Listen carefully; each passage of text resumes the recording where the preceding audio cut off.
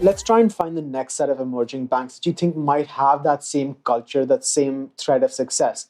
I'll throw some names at you: AU Small Finance, IndusInd Bank, any sort of smaller banks that you think have that same capability to grow at that same rate, that have that same integrity and that same ability to manage the loan book? IDFC First Bank, certainly. I think it has all the common, properties or characteristics as Kotak or HDFC Bank has got. Again, run by very dynamic CEO Vaidyanathan, who was ex-ICICI Bank, very much focused on retail lending per se. And what IDFC First Bank has done is focused very heavily on building low-cost deposits.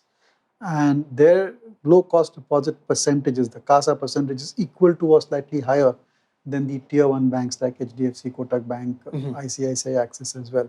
So his funda was very clear. I want to have low-cost deposits, and then I'm going to lend it to the absolute, I would say, the most trustworthy customers, and really, I would say, small ticket loans. Okay. Where you can get a higher interest income.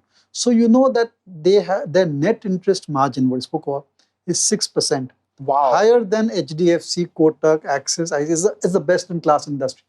Another bank which matches that net interest margin is AU Small Finance Bank, and we'll talk about that as well. But IDFC First Bank built this particular bank through a merger between IDFC Bank and Capital First. Capital First was set up by Vaidyanathan, and it was a fabulous NBFC. Again, great track record in NPA. I always rate banks, NBFCs, on their capacity to recover their loans.